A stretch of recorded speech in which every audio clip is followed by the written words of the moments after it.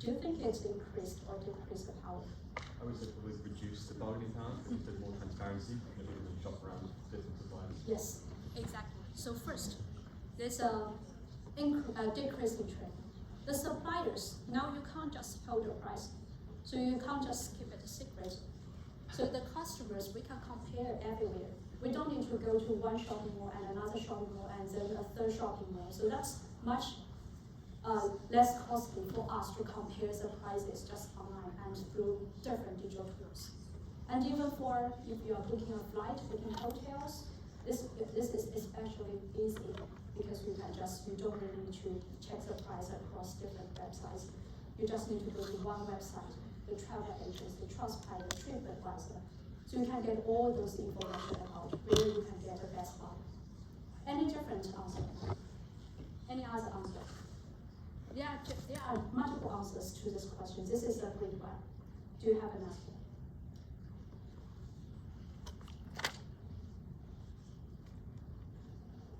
Anyone check? Don't be afraid of making mistakes. This is a class for learning. So making mistakes in the class is much better than making mistakes in your assignment.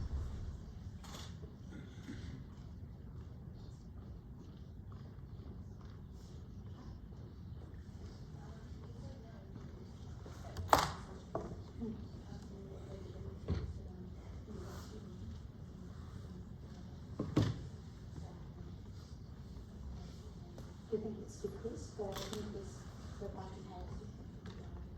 Either. Yeah, it's good. It's a good answer. So, what is your idea?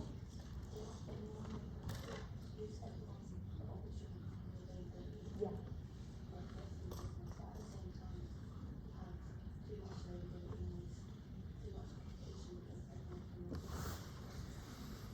Specific? Can you give us an example? It's okay. I think you are getting the right direction. But we don't have that much time for everyone to discuss your ideas in detail. So if you think about the answer you just provided, keep on. So I also keep thinking, because this is what you are going to do for your assignment. So for this answer, a full answer, what we call a complete answer to this question, is actually either or. So on the one hand, you will see we all the power of the end users, like we just talked about the buyers, end users have increased. Now, of course, the power of the suppliers will decrease. So that's, by the way, what I call the conditions and also the influence on bargaining power of suppliers is actually weaker than the buyers. If the buyer's power has increased, of course, the price will decrease. Just as your classmate just said, we can compare different prices of products around. So the power of end users has decreased. But the suppliers, there are two types of suppliers we just talked about. There are suppliers who are the original producers. There are another type of suppliers which sit in the middle of the supply chain, which are the retailers and the distributors. They don't produce the products, but they are distributing those products. So for us, we can reach the suppliers, the original producers directly. So we benefit from lower prices, and also the original producers, they can benefit from paying less to the retailers. They can just get a profit directly. So in terms of that aspects, their power is both either or. So the original producers, on the one hand, customers can compare price. On the other hand, they can now directly reach us and save the middle process. So they can make the money directly instead of sharing their value with the distributors and retailers. So it's an either or question. But for the middle, those sitting in the middle, the suppliers sitting in the middle, those are the suppliers who currently face the most difficult situation. As we can see, the shopping malls, the decrease of the shopping malls, the high street shopping malls, the revenue has decreased significantly starting from the pandemic. And even after pandemic, it's very difficult for them to recover. So they need to implement their own strategies to reach the customers directly. So all those high street stores, physical stores, today we are seeing, they all have their online stores, as we can see. So this is an answer to how digital technology impact on the bargaining powers of suppliers and buyers. So overall, it's a double-edged sword. It really depends on the supplier's position in the supply chain and what kind of digital strategy they implement to directly reach their customers, us, their end buyers. So these are the two forces, two very important forces. And the first one is for the threat of substitute products and services. This is relatively easier. So substitutes, there are other product services that can perform the same function as the industry's offering. So they tend to limit the potential returns of industry by placing a ceiling on the prices that firms in that industry can profitably charge. So I will give you an example what you mean by substitute. Substitute is not the same as competitors. Your competitors are those who produce the same products as you do. So you directly compete. But substitute is those kind of products can replace or can perform the similar function, but they are different products. For example, these are airlines. So business travels, airlines are essential for business travel today. So if you are working internationally, you need to travel by flight. But during the pandemic, we cannot travel. So there are travel restrictions, we cannot travel.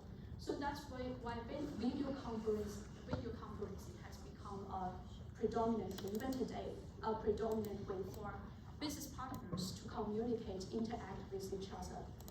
So these are two very different products, but the emergence of video conferencing has performed as a substitute to flight traveling.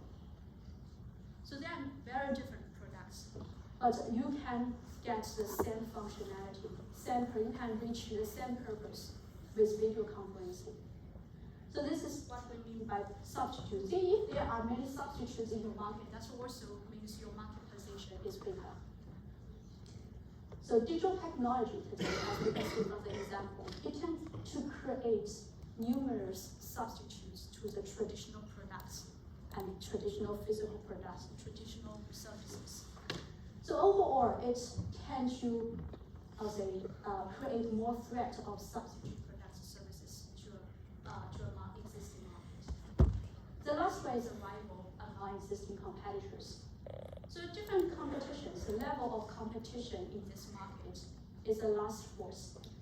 It can be price competition, advertising battles, product introductions, increased customer services or warranties. So if the rivalry in this market is very high, which means you engage all those kind of different types of, need to engage with different types of competition, especially price competition is not good for a company. You can only make less money.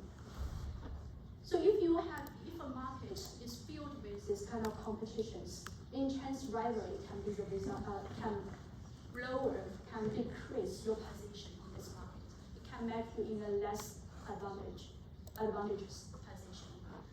So if the intense rivalry can be the result of many factors, it can numerous or equally balanced competitors, so industry grows. If the cake is only that big, it never grows, then you have to divide it among all your competitors.